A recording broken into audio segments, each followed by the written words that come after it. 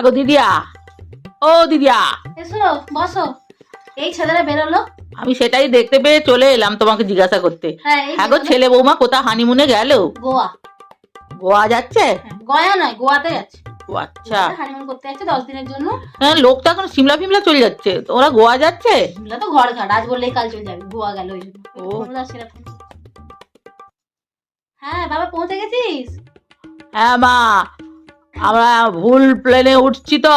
হ্যাঁ আমরা ভুল প্লেনে উঠছি, ওরা ইংরাজিতে কথা বলছিল, প্লেনটা ছাড়ছিল, আমরা ছুটে যেয়ে উঠে পড়ছি। হ্যাঁ এখন দেখছি ওরা গোয়া আসেনি, গয়াতে পৌঁছে দিচ্ছে আমাদেরকে। ওখানে সবাই পিন্ডি দিচ্ছে জানো মা। তাহলে আমি ভাবছি গোয়াতে তো পিন্ডি দে, তোর বাপ তো গিয়ে তোর দাদু ঠাকুমা দিয়ে এলো। আমরা ভাবছি তো চলে আসছি তো গয়াতে, তো বুঝতে পারছো মা। হ্যাঁ তাহলে আসছি দাদু ঠাকুমা দিতে হবে না, তোর বাবা দিয়ে দিয়ে একবার রাতে হয়তো। আমি কি বলি শুনো না, হ্যাঁ তাহলে তো পয়সা খরচা করে যখন এসেই গেছি, প্লেন খরচা করে গেছি, এখন জানো দিদি ভুল পেলাম উঠে গোয়া থেকে গয়া নিয়ে তুমি শুনো, পরে জ্যাঠাইমাকে বলবে, আগে তো শুনে নাও। শুনো মা, হ্যাঁ। আমরা বলছি আমরা তো যখন চলেই আসছি গয়াতে, হ্যাঁ। তাহলে তোমার আর বাবার পিন্ডিটা এখানে দিয়ে দিচ্ছি। সবাই কিন্তু তার বাবা মায়ের পিন্ডি দান করছে। আরে অপদার্থ ছেলে, মরা মানুষের তো পিন্ডি দান, আমি তো জীবিত আছি, আমি তোর বাবা এখন। ওরা তো যারা দিচ্ছে তারা তো তার বাবা মা হয়তো মরে গেছে। হ্যাঁ শুনো কেন করিস বলতো বাবা? শুনো শুনো মা, তোমার বৌমা তার বাবা মাকে জিজ্ঞাসা করছিল যে আমরা গোয়া যেতে পারিনি, আমাদেরকে গয়াতে প্লেনটা নামিয়ে দিয়েছে। হ্যাঁ তখন তোমার হচ্ছে বৌমার মা বললো, মানে আমার শাওরি বললো বাবা যে এখন থেকে এতটা। শুনো না মা, শুনো, হ্যাঁ শাওরি বললো হ্যাঁ।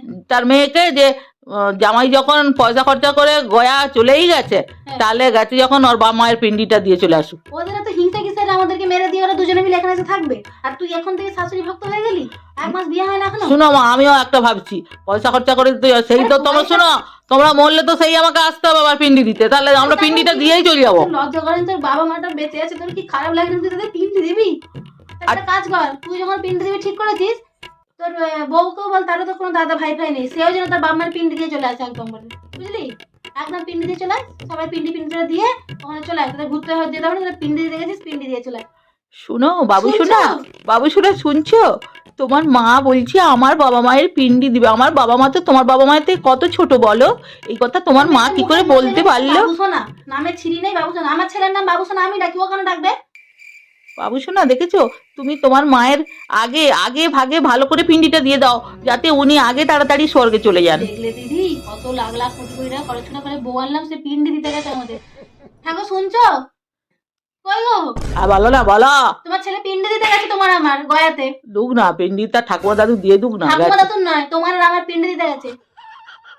আমরা তো এখনো মরিনি গেননি। ওটাই কি করে বুঝা